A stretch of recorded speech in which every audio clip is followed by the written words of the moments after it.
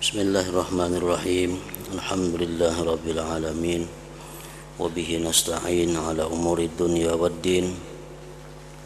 Wassalatu wassalam ala asyrafil anbiya wal mursalin sayyidina wa maulana Muhammadin wa ala alihi wa sahbihi ajma'in.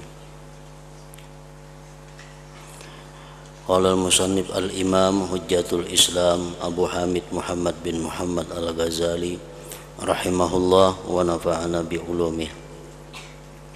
Wa amma an-naw'u tsani wa huwa at-ta'at fayanzuru awwalan fil fara'idil maktubati alaih annahu kaifa yu'addiha wa kaifa yahrisuha 'anil nuqsan wat taqsir aw kaifa yajburu nuqsanaha bi kasratin nawafil thumma yarji'u ila udwin fayatafakkaru bil af'al allati tata'allaqu biha mimma yuhibbuhu Allah ta'ala fayaqulu mathala innal 'aina khuliqat lin nadhar fi malakutis samawati wal ardi ibratan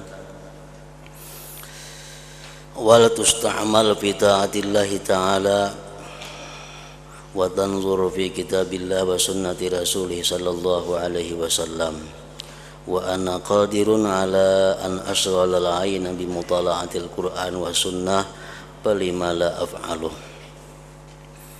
wa ana qadirun ala an anzura ila fulanin al-muti bi 'aini ta'zim fa udkhilu surura ala qalbi wa anzuru ila fulanin al-fasik bi 'aini al-izdira fa azjuruhu bidzalik an ma'siyatihi falima la af'aluh ila akhir.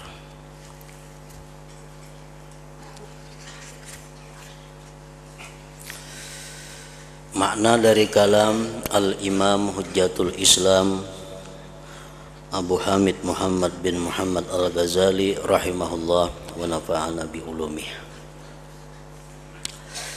Macam yang kedua daripada macam-macam jalan tafakkur,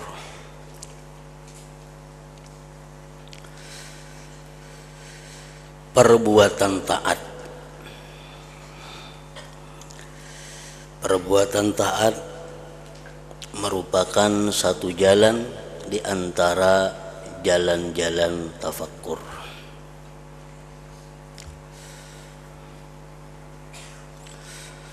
Maka ia meneliti pertama-tama pada salat fardu yang diwajibkan atasnya, bahwa bagaimana ia menunaikannya. Nah, ini termasuk di antara jalan tafakkur. Kita memikirkan tentang bagaimana sembahyang fardu yang kita laksanakan itu,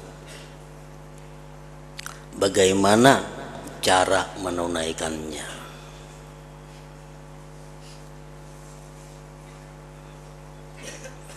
Apakah pelaksanaan sembahyang itu sudah sesuai dengan apa yang diajarkan oleh Rasulullah sallallahu alaihi wasallam atau masih belum sesuai?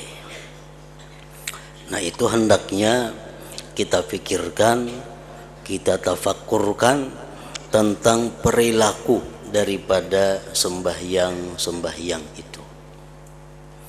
Karena Rasulullah sallallahu alaihi wasallam bersabda, "Shallu kama ra'aitumuni usalli." Ujar Nabi, sembahyanglah kalian sebagaimana kalian lihat aku sembahyang. Sembahyanglah kalian sebagaimana kalian lihat aku sembahyang.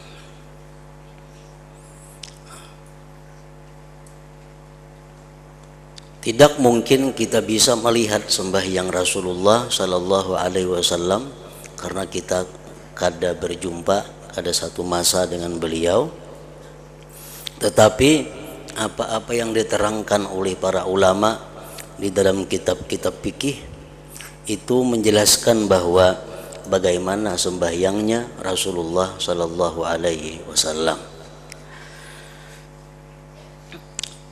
Nah, jalan tafakkur di situ adalah kita meneliti bagaimana cara pelaksanaan sembahyang kita selama ini. Sudah paskah kita sujudnya? Sudah paskah kita rukuknya? Sudah cukukkah bacaan-bacaan kita? Sudah cukukkah caranya tasyahud akhir, tasyahud awal, mengangkat takbir? Nah, itu disuruh kita meneliti, tafakkur.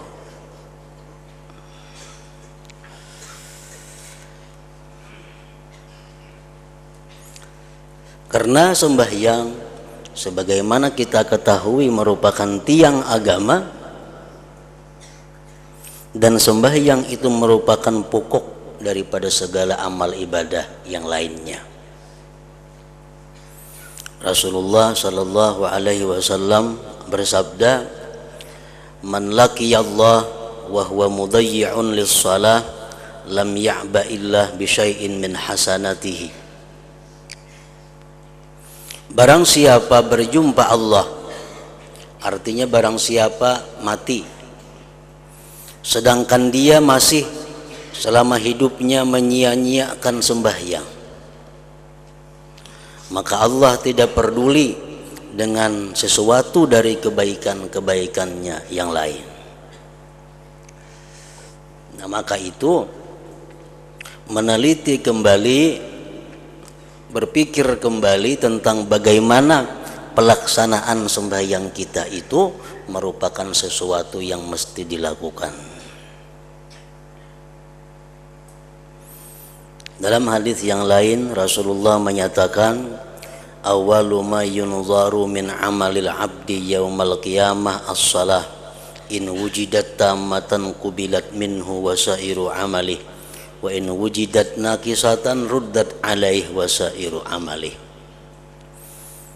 Awal yang dipandang dari amal perbuatan hamba pada hari kiamat adalah sembahyang. Jika didapat sembahyang itu sempurna, maka diterima sembahyang daripadanya dan diterima pula sekalian amal kebaikannya. Jika didapat itu sembahyang kurang, maka sembahyang itu ditolak atasnya dan ditolak seluruh amal kebaikan.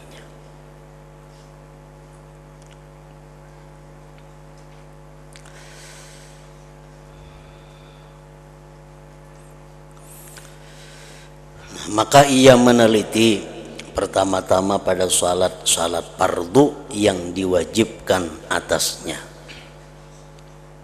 bahwa bagaimana ia menunaikannya. Apakah masih ada kira-kira sembahyang fardu yang belum terlaksanakan? Apakah masih ada kira-kira hutang sembahyang fardu? Nah, selama masih ada hutang sembahyang fardu, maka kita tidak diperkenankan melaksanakan sembahyang sunat. Selama masih ada qadaan sembahyang fardu, maka waktu hendaknya digunakan untuk membayar qadaan.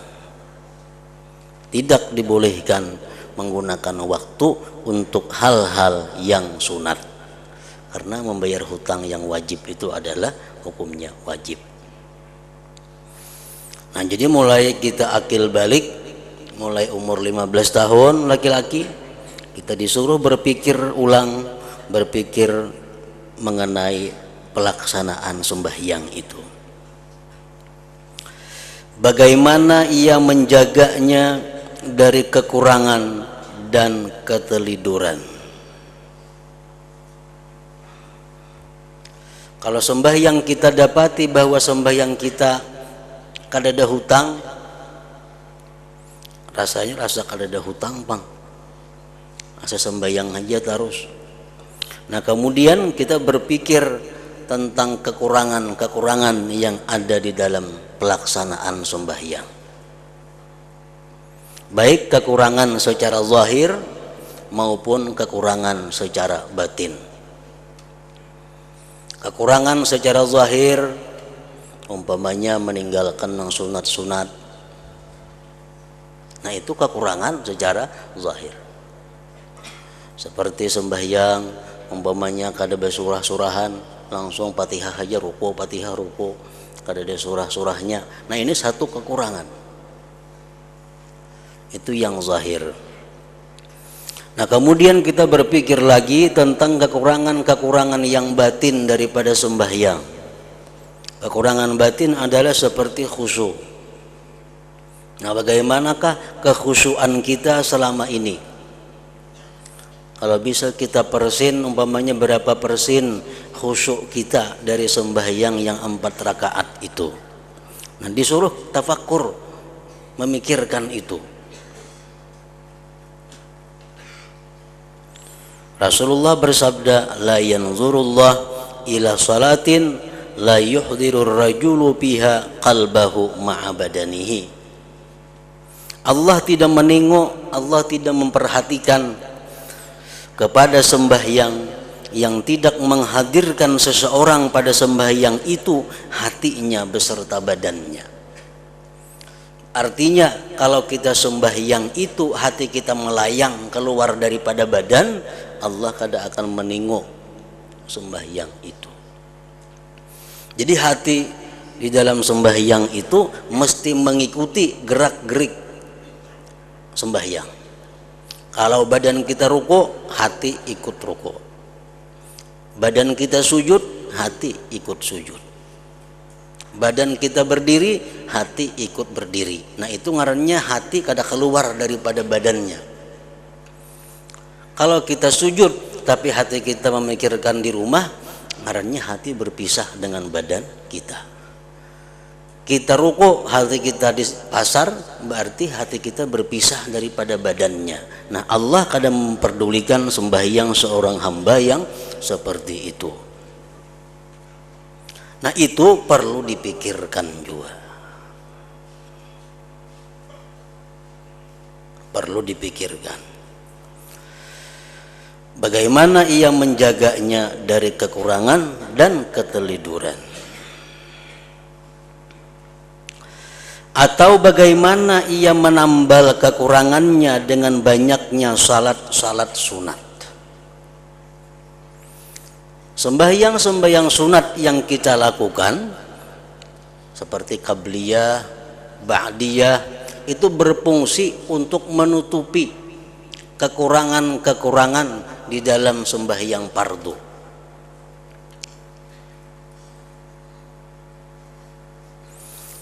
Nah kita disuruh berpikir bagaimana sembahyang sunat kita, apakah terlaksana qabliyahnya, ba'diyahnya.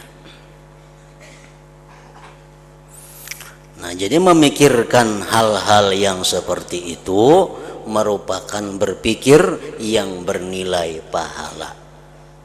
Berpikir seperti yang tadi itu lebih baik daripada ibadah setahun. Kita duduk, kita berpikir, wah sembahyangku ini kayak apa selama ini. 4 rakaat sembahyang, paling-paling sarakaat nang husu, paling-paling setengah rakaat nang husuknya, nang lainnya kada tahu lagi kemana arahnya. Nah berpikir seperti itu.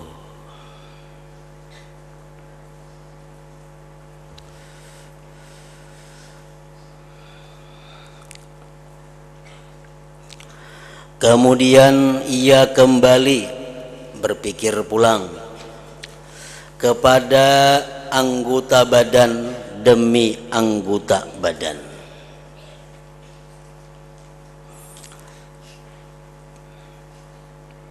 Maka ia bertafakur tentang perbuatan-perbuatan yang berkaitan dengannya daripada yang dicintai oleh Allah Ta'ala. Memikirkan anggota-anggota badan, apa yang dia lakukan yang dicintai oleh Allah Subhanahu wa Ta'ala.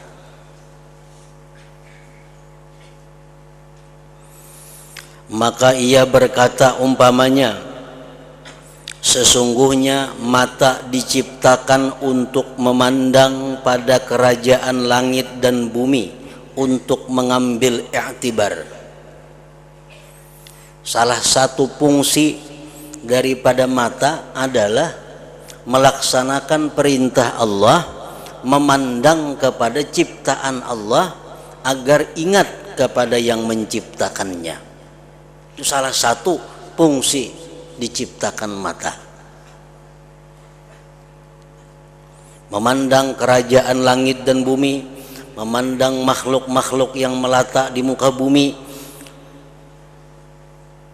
dengan pandangan i'tibar, dengan pandangan yang mengambil pelajaran, artinya itu termasuk perintah daripada agama. Maka ia berkata umpamanya, sesungguhnya mata diciptakan untuk memandang pada kerajaan langit dan bumi, untuk mengambil i'tibar.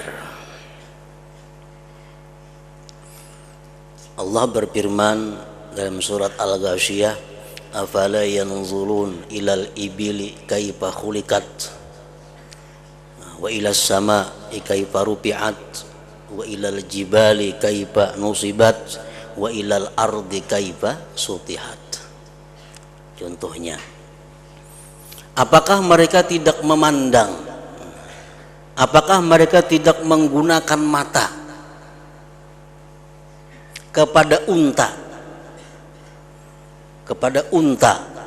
kaifa khuliqat, bagaimana unta itu diciptakan oleh Allah Subhanahu wa taala. Unta adalah salah satu binatang yang menakjubkan. Unta salah satu binatang yang ajaib daripada binatang-binatang lainnya. Nah, Allah menyuruh kita, apakah mereka itu kadang menggunakan mata untuk melihat unta? Bagaimana unta itu diciptakan oleh Allah Subhanahu wa taala. Nah, para ulama tafsir menjelaskan kenapa Allah Subhanahu wa taala mencontohkan unta, karena mencontohkan kuda. Padahal kuda sangat terkenal di tanah Arab di samping unta.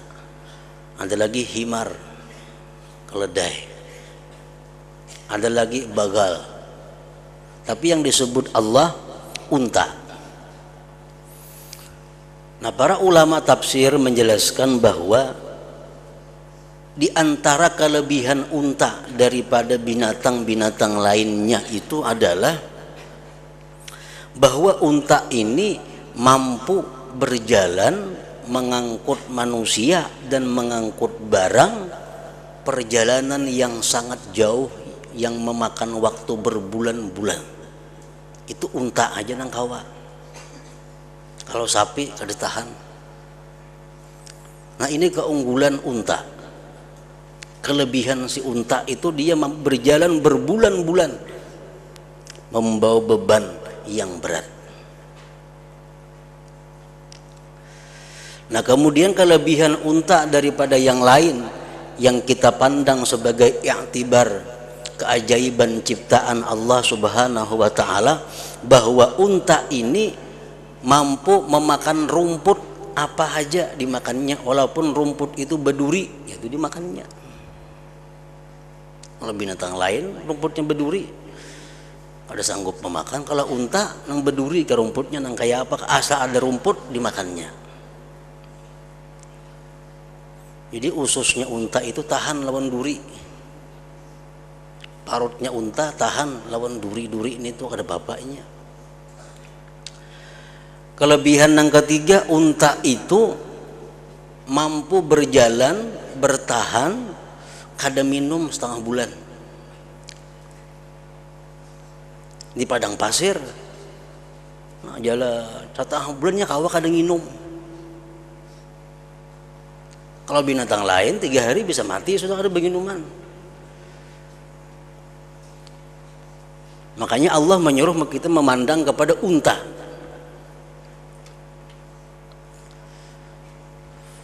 Nah, kelebihan unta lagi, unta ini yata'atsaru bisautil hasan, dia memberi bekas dengan suara yang baik. Kalau sapi itu dipukul hanyar belaju, kuda kah di talinya hanyarnya buka. Kalau unta kada, bila dinyanyiakannya buka. Makin yang penyanyi suaranya baik, makin laju bukanya. Jadi menyuruh unta itu laju berjalan kada perlu dipukul, disairakannya apakah sairnya inya, nanya laju jalannya sudah. Yata'atsaru bisautil hasan.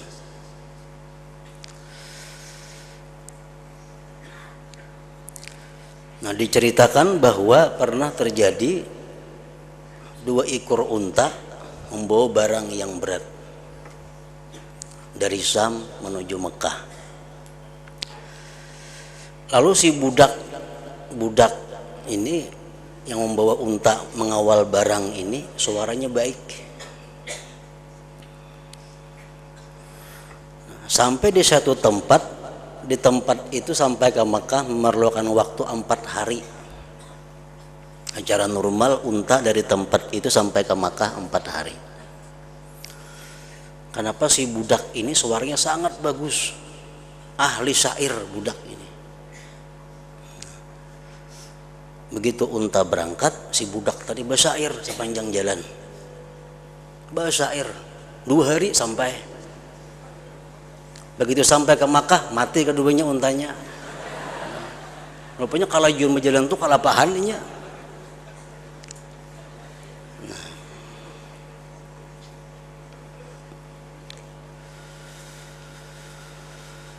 Nah, jadi fungsi mata Allah menciptakan untuk memandang hal-hal seperti itu.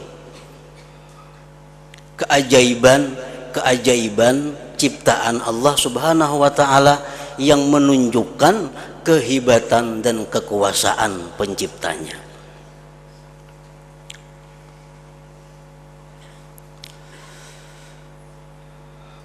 Dan agar digunakan itu mata penglihatan dalam taat kepada Allah Ta'ala,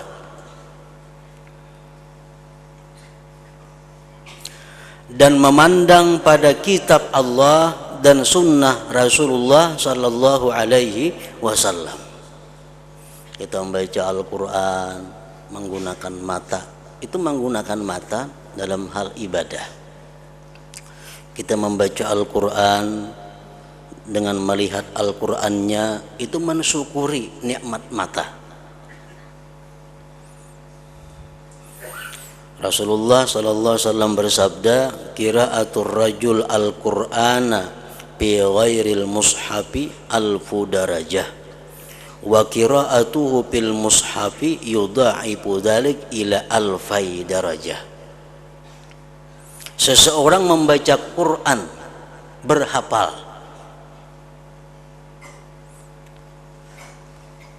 itu menaikkan derajatnya 1000 derajat.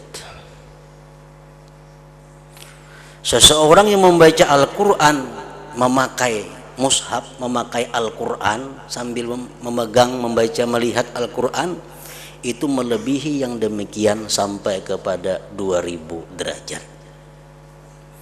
Nah, dengan adanya kita membaca Al-Quran itu lalu menggunakan mata untuk ibadah kepada Allah. Ada lagi hadis yang mengatakan fadlu qiraatil Qur'an nazara ala man yaqra'uhu zahira kafaddil faridah 'alan nafilah. Keutamaan membaca Quran sambil melihati huruf-hurufnya itu sama lawan sesuatu yang fardu dibanding yang sunat. Orang yang membaca Al-Quran dengan menggunakan Al-Quran dibanding lawan orang yang bahapal, pahalanya sama ibadah fardu dengan ibadah sunat.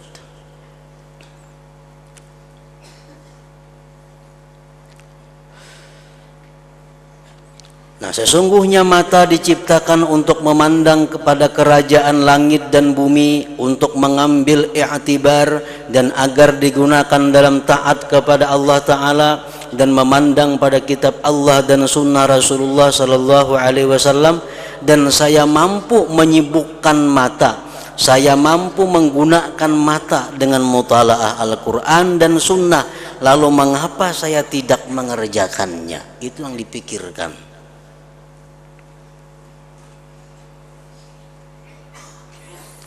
Kenapa aku melihat ini kadang memikirkan bahwa itu ciptaan Allah? Kenapa aku kadang membaca Al-Quran? Kenapa aku kadang membaca hadis-hadis Rasulullah? Padahal aku ada waktu untuk itu. Padahal aku ada kemampuan untuk itu. Kenapa maka kada? Nah, dicari penyebabnya kenapa?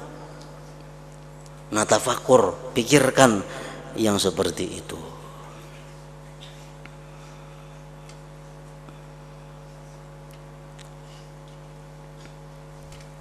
Dan saya mampu menyibukkan mata dengan mutalaah Al-Quran dan sunnah, lalu mengapa saya tidak mengerjakannya? Pasti ada masalah. Kenapa kulir membaca Quran? Kenapa memandang-mandang nang ajaib dari makhluk Allah kada ingat lawan Allahnya? Padahal aku ada waktu, padahal mataku sihat. Kenapa aku kada bisa melakukan itu? Apa penyebabnya? Nah, tafakur itu.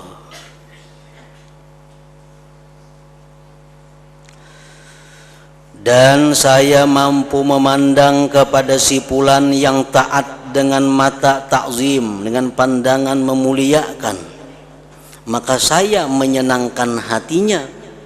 Dan saya memandang kepada si fulan yang fasik dengan mata penghinaan, pandangan penghinaan, maka saya mencegahnya dengan demikian itu dari perbuatan maksiatnya.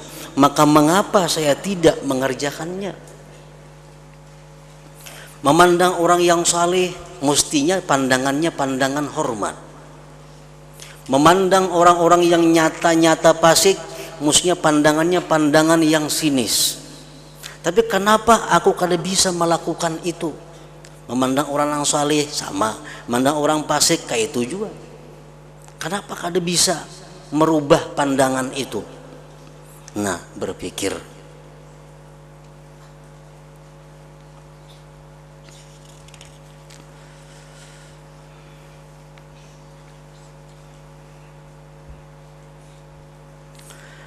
Dan seperti itulah ia berkata pada pendengarannya. Tadi mata, ini pendengaran. Sesungguhnya saya mampu mendengar perkataan orang yang amat sedih, orangnya tertinggal.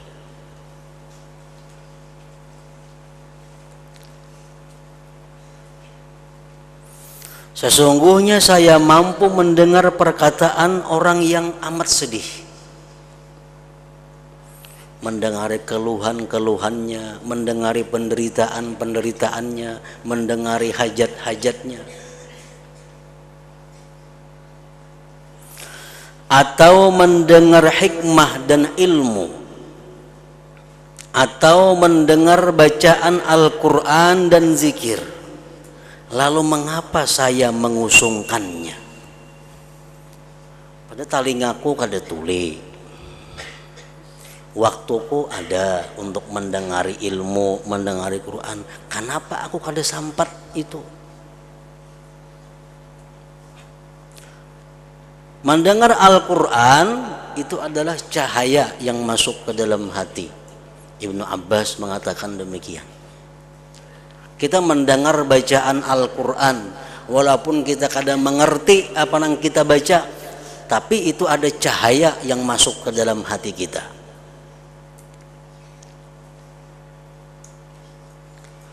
Kita mendengar orang membaca sejarah tentang Nabi Muhammad sallallahu alaihi wasallam, membaca tentang kisah kelahiran Nabi, membaca tentang kisah-kisah perangnya Nabi. Bahasa Arab kita kadang mengerti, tapi kita dengari, maka itu akan jadi cahaya yang masuk ke dalam hati kita.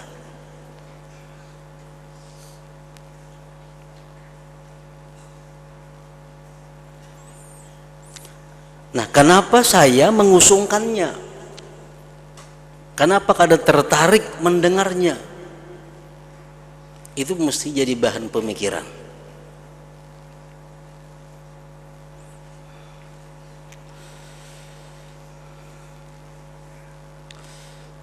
Menjadi bahan renungan, apa kendalanya maka aku ini kada katuju mendengari Al-Quran? Apa sebabnya aku ini kada katuju mendengari ilmu? Apa masalahnya? Dan Allah telah menganugerahkan kenikmatan kepadaku dengannya, pendengaran, dan menitipkannya kepadaku agar saya bersyukur kepadanya. Mendengari Al-Quran berarti mensyukuri nikmat telinga. Mendengari ilmu bersyukur nikmat telinga. Maka mengapa saya mengkufuri kenikmatan Allah padanya? Kenapa kita katuju mendengari hal-hal yang kada bermanfaat? Kenapa katuju mendengari hal-hal yang maksiat? Mengkufuri kenikmatan Allah padanya dengan menyia-nyiakannya itu pendengaran atau mengusungkannya daripada amal kebaikan. Nah, itu jadi renungan juga, jadi pikiran mestinya.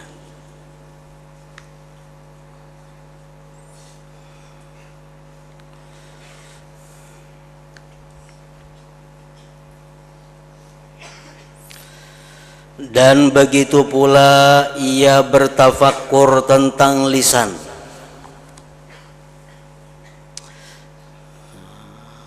Dan ia berkata, sesungguhnya saya mampu mendekatkan diri kepada Allah Ta'ala dengan mengajar, memberi nasihat, dan berbuat kasih sayang kepada hati orang-orang yang saleh, dan dengan menanyakan tentang keadaan orang-orang fakir, menyenangkan hati Zaid yang saleh dan Amr yang alim dengan kata-kata yang baik. Setiap kata-kata yang baik adalah sedekah. Allah Subhanahu wa ta'ala menjadikan lisanku, Allah menciptakan lisanku agar aku bisa berbuat baik dengan lisan ini. Kalau lisan kita ini kada suka berbuat kebaikan, lisan kita ini malas berbuat seperti tadi, nah, direnungkan, dipikirkan kenapa penyebabnya itu. Nah, jadi kita berpikir sedikit nangka itu aja sudah dapat pahala lebih daripada setahun ibadah. Tafakkuru sa'atin. Hanya berpikir sesaat. Belum lagi kita bergerak untuk melaksanakan pikir itu, hanya berpikir sudah dapat pahala.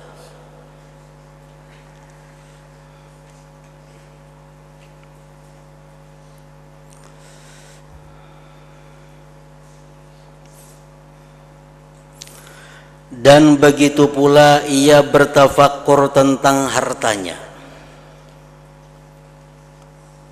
Maka ia berkata, saya mampu bersedekah dengan harta anu. Hartaku yang itu bisa ku sedekahkan karena saya tidak memerlukannya. Karena aku kada terpakai juga itu. Bila mana saya memerlukan kepadanya, maka Allah Ta'ala menganugerahkan kepadaku seperti itu. Dan kalau saya memerlukannya sekarang, maka saya kepada pahala mengutamakan orang lain itu lebih memerlukan daripadaku kepada harta itu. Harta ini mestinya kusedekahkan karena hartanya kada terpakai. Yang itu mestinya ku beriakan karena kada ada gunanya juga, berujung malah pahima urus. Yang ini harta memikirkan itu lalu dicari penyebabnya, kenapa sampai saat ini aku kada mampu menyedekahkan itu, kenapa kada sanggup menyedekahkan itu.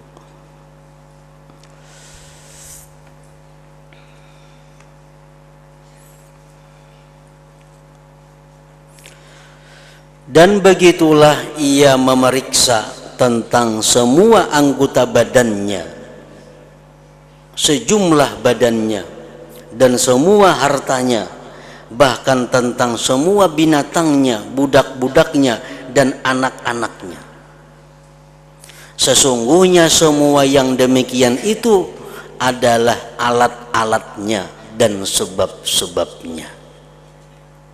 Dan ia mampu mengerjakan taat kepada Allah dengan alat-alat dan sebab-sebabnya itu.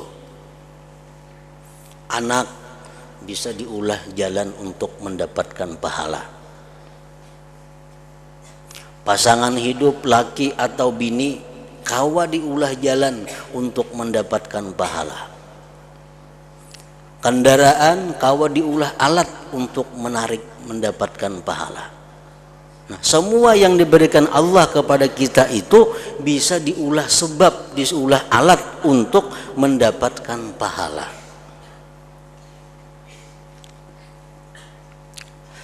Maka ia menerapkan dengan pikiran yang halus kepada macam-macam amalan taat yang mungkin dengannya. Dan ia bertafakur pada sesuatu yang mendorong pada bersegera kepada amalan-amalan taat. Jadi mesti dicari jalan keluarnya, solusinya kayak apa. Allah sudah lengkap menyediakan alat-alatnya untuk mendapatkan pahala, tapi kenapa alat-alat itu kada kawa digunakan? Kenapa alat-alat yang diberikan Tuhan itu kada mampu kita jalankan untuk mendapatkan pahala sebanyak-banyaknya? Nah, itu yang perlu dikonsultasikan, itu yang perlu dimusyawarahkan, itu yang perlu dipikirkan.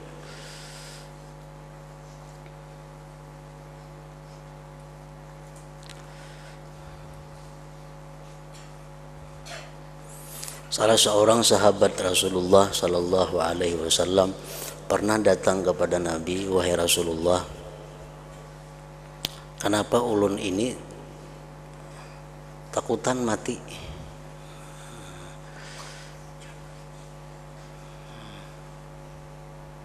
Artinya hendak lawas hidup dalam dunia. Padahal Rasulullah mengatakan ad-dunya sijnul mukmin. Dunia ini adalah penjaranya orang yang beriman.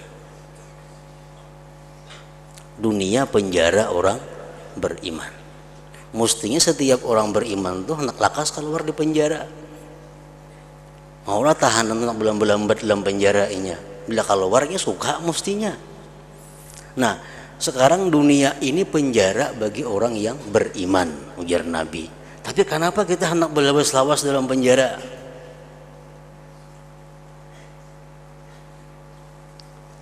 Semua anak panjang umur, ketujuh dalam penjara. Maka Nabi ad-dunya sijnul mukmin. Dunia ini penjara orang yang beriman. Mestinya orang beriman itu berpikir nak lakas keluar dari penjara. Ada kita paling, kita berpikir nak berlawas-lawas dalam penjara. Berarti ada masalah ngarannya kita nih, ada yang kada normal dalam awak kita, ada yang kada biris dalam akal kita. Nah, sahabat ini bertakun lawan, wahai Rasulullah, kenapa ulun hendak lawas hidup dalam dunia?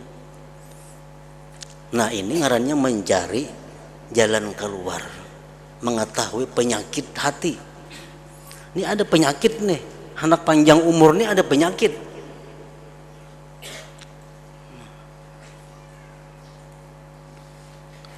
Lalu ujar Nabi menjawab, apakah engkau ada punya harta yang banyak? Oh, banyak orang punya harta wahai Rasulullah. Nah, itu penyebabnya ya Nabi. Qaddim malaka, dahulukan harta engkau, niscaya engkau suka mengiringinya. dahuluakan harta, niscaya engkau suka mengiringinya. Nah kalau harta ini sudah kita sedekahkan, harta ini kita wakafkan, kita akan suka mengiringinya. Nah maulah kita takutan mati, ini ditinggal ini banyak. Nang di sana kadada, nang diharap-harap. Nah jadi contoh sahabat nang macam tadi, sahabat nang pintar ngarannya, sahabat nang berpikir mencari jalan keluar. Mbak diriku ini ada penyakit nih. Kenapa aku suka hidup dalam dunia? Padahal dunia ini kada baik. Nah kenapa kita ada bisi mata, kita ada bisi lisan? Kenapa kita kada bisa menggunakannya dengan taat? Kenapa kita malas dengan zikrullah? Kenapa kita malas menggunakan telinga mendengar ilmu Quran? Pasti ada masalah dalam diri kita. Nah, dicari jalan keluarnya kayak apa supaya rajin mendengar kebaikan, berkata kebaikan. Nah, dan ia bertafakur tentang keikhlasan niat pula pada amalan taat itu. Taatnya sudah diamalkan, pikirkan ikhlasnya macam apa. Apakah sudah ikhlaskah amalan selama ini atau belum ikhlas? Dan ia mencari tempat dengan berhak baginya sehingga amalnya bersih dengan niat itu. Maka bandingkanlah kepada ini akan amalan-amalan taat lainnya. Nah, jadi berpikir tentang menggunakan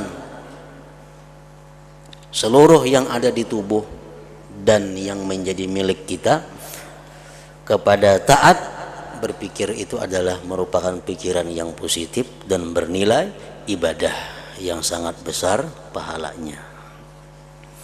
Nah kemudian macam yang ketiga, jalan-jalan berpikir sifat-sifat yang membinasakan yang tempatnya adalah hati.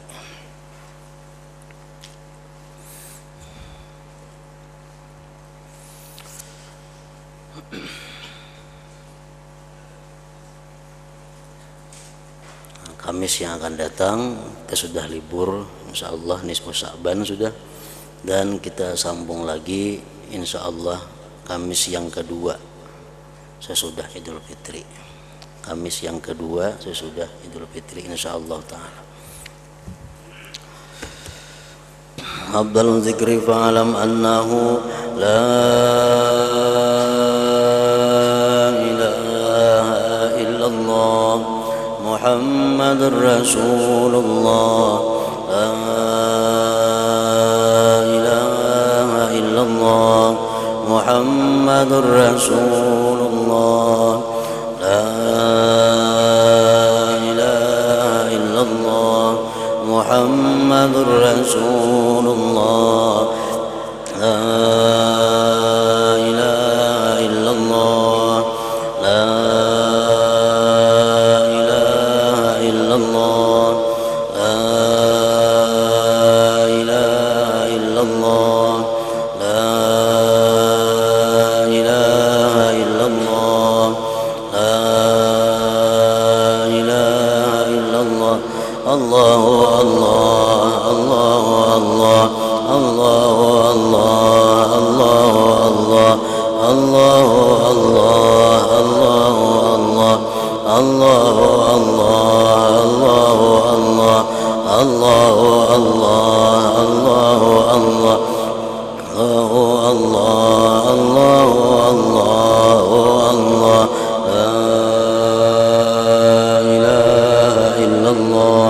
Muhammadur Rasulullah, la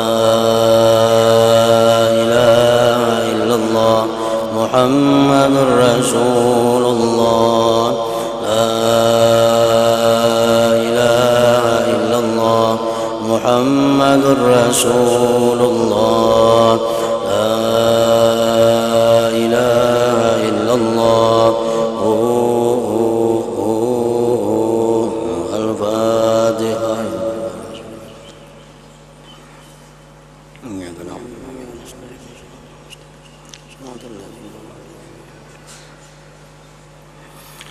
فيا أيها الراجون منه شفاعة صلوا عليه وسلموا تسليما.